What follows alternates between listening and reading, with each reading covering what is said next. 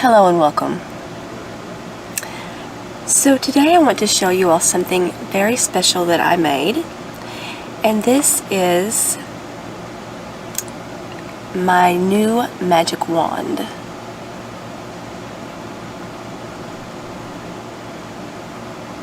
That's a seashell on the end.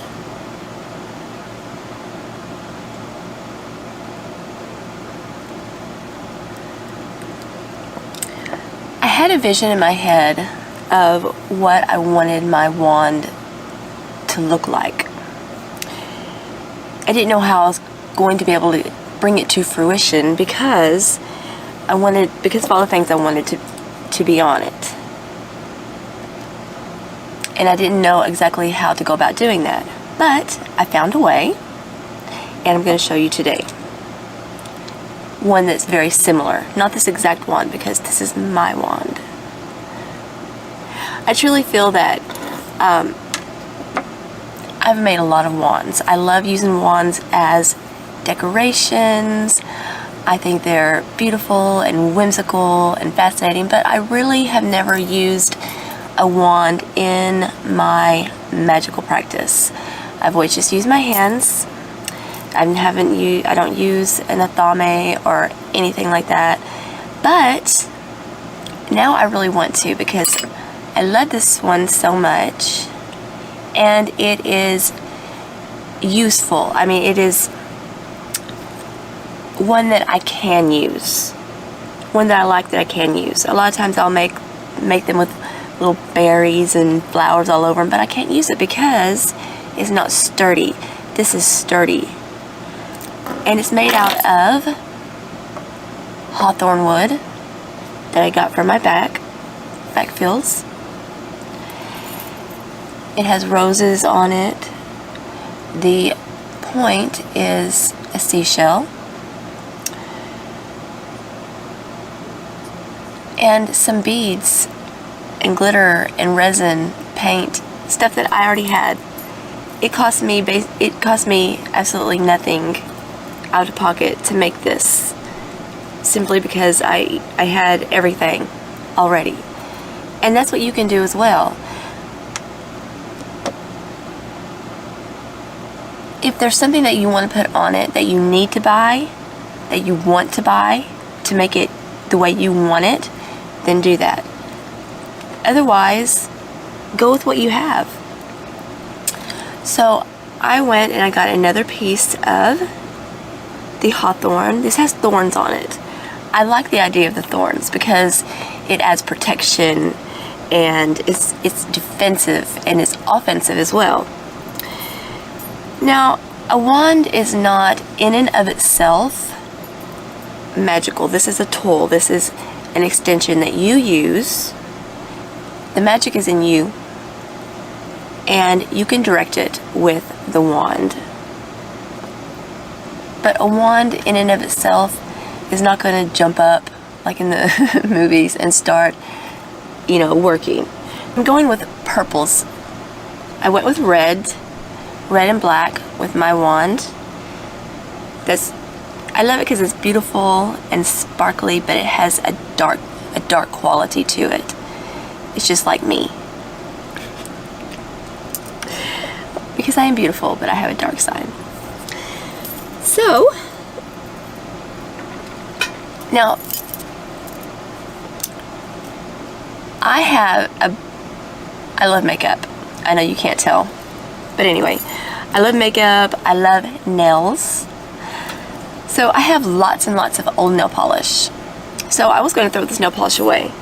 But then I thought to myself, I wonder if I can use this in any of my work.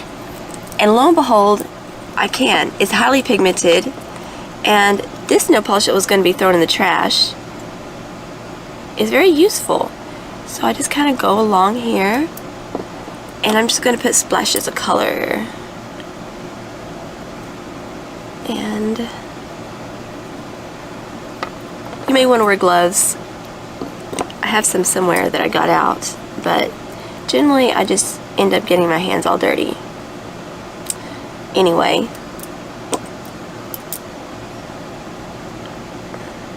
so there's lots of different types of wood that you can use when you're making your wand. There's no right, I don't think there's any right or wrong wood.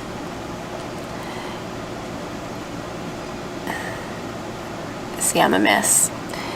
I don't think there's any right or wrong material, honestly. I like more natural things myself. But if you want to make a wand out of anything you want, I say go for it. If it works for you, if you like it, I love it.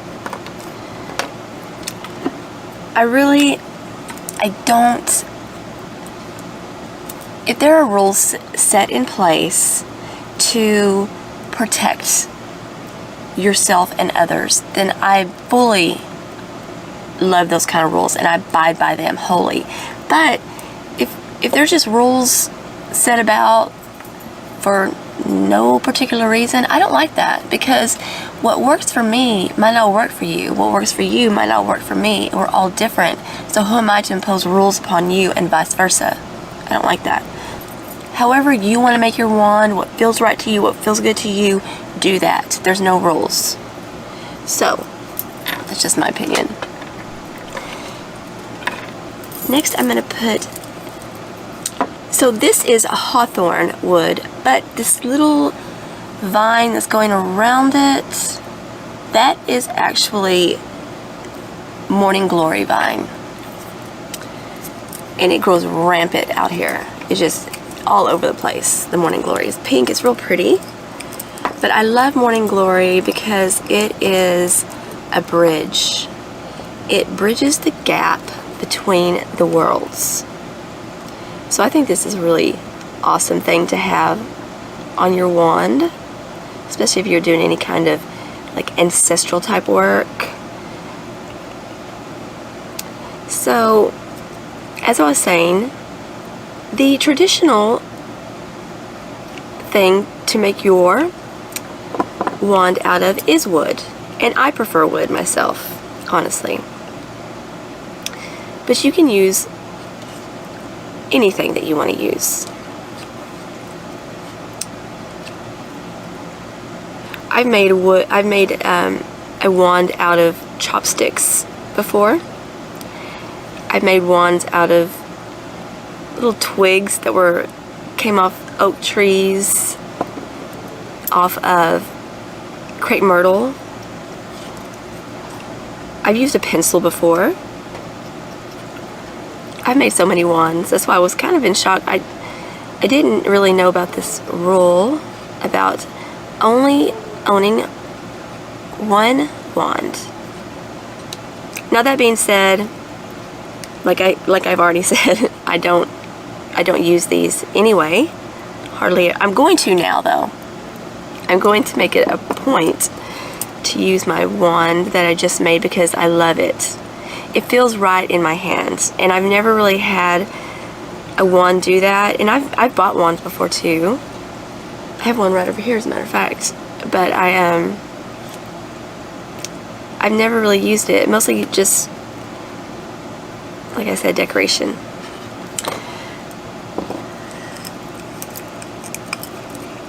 So I kind of wanted to put a little bit of glitter on it too. And I'm just kind of going with the flow. Whenever I sit down to make something, I have a general idea. I have a vision of what I want to happen. As I go along, that vision will sometimes change. Sometimes it doesn't. But I just kind of roll with it. That's just me. That's just my style, the way I do it. Some people, I have a plan, but because exactly what I want to do doesn't always work out the way I plan it, I have learned to kind of change a little bit, because it used to just frustrate me to no end. I didn't like to change my plans, let's put it that way. But I have to. It's either sometimes you have to change, go with the flow, or nothing will come of it. Because not everything works out the way that we want it to. And that's just life. That's the way life is. We have to learn to roll with the punches. So, it's starting to look really pretty, I think. I love the colors that I chose.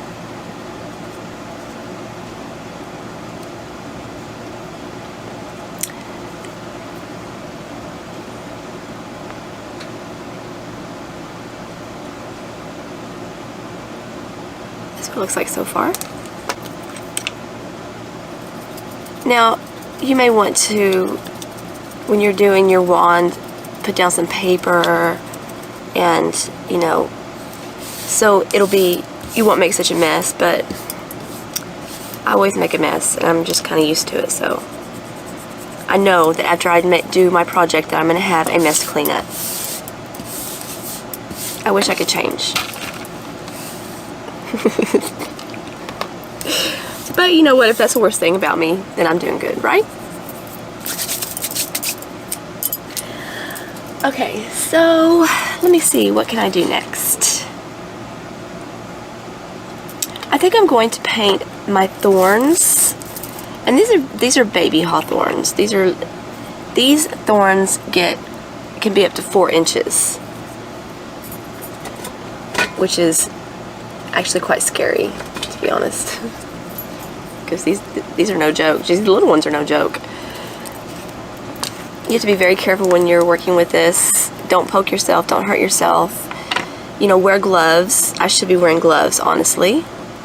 So I'm a bad influence, but I clipped all of the thorns at the end that I knew I was going to be holding it down there. So I'm just going to paint my thorns here. So I'm going to get my glue gun and I'm going to I'll start with one of these.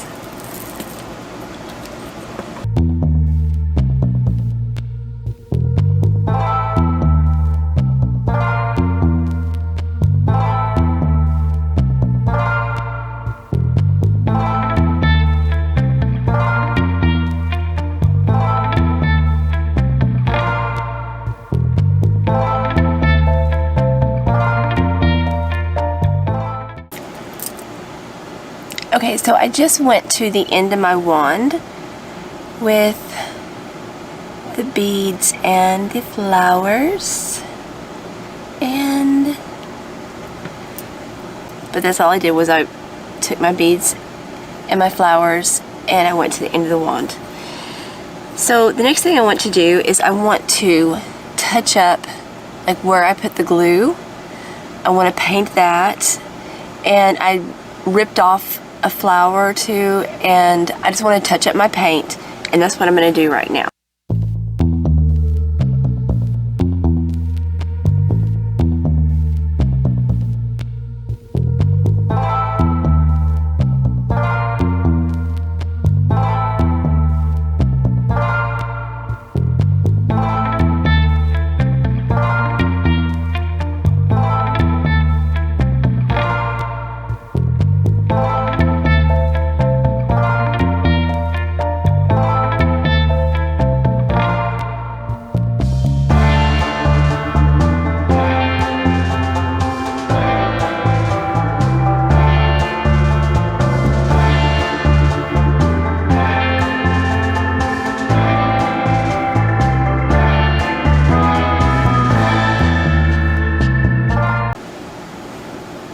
Okay, so now this is how it looks.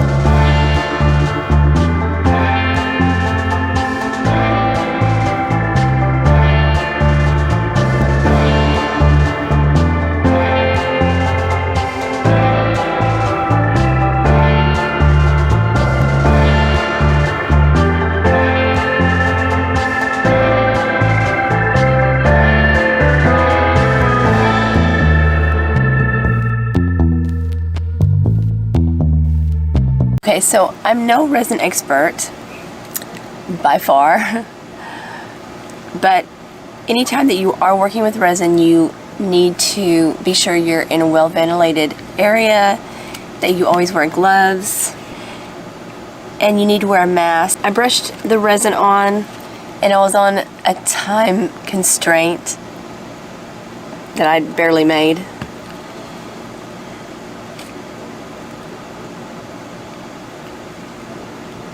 The resin's not dried up yet, but it's just about. So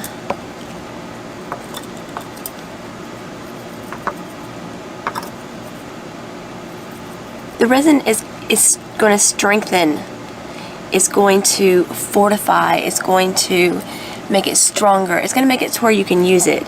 You want to be sure and get the resin on all the flowers, the very fragile flowers. Be sure that there's resin on each of them. That's what's going to make it hard. That's what's going to make it to where you can actually use this wand in your magical practice. Otherwise, it's just going to be a pretty thing that is sitting on the shelf or on your altar. And really, you know, we want to use these things. They're fun.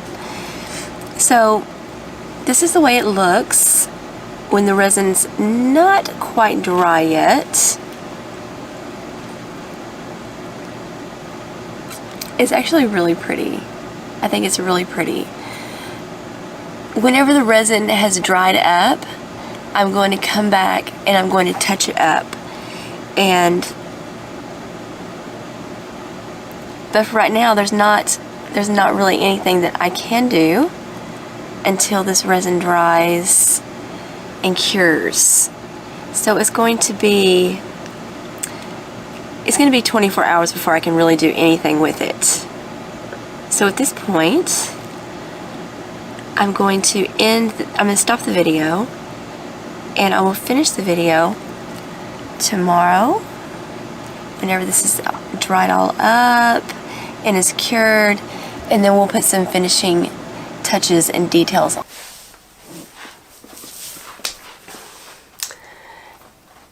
Welcome back.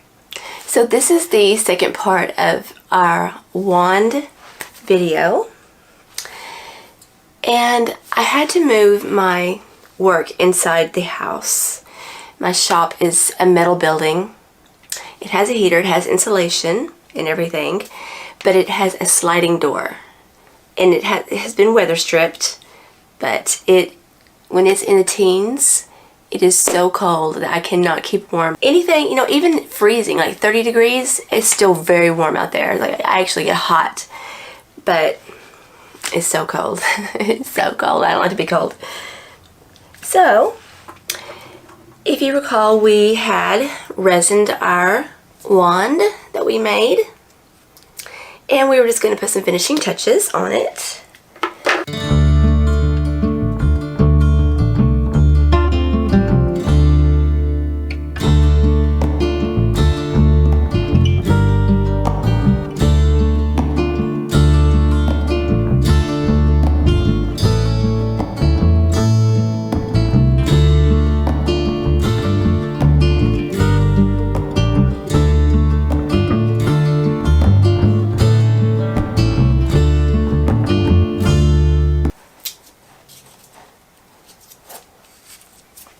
So,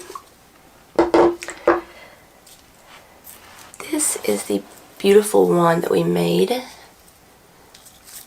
from scratch. A piece of wood, a seashell, some ribbon, some flowers, paint, glitter, and it's really pretty. It looks very springy. I think of like a fairy, like a little fairy witch or something. It's really beautiful. I would venture to say that it's just as beautiful as mine, if not more beautiful. But mine fits me. I had to finish mine up too, as a matter of fact. I'm going to finish the red, and that'll be done. I hope you enjoyed this video, and I hope that everybody goes and makes lots and lots of wands and practices magic with it.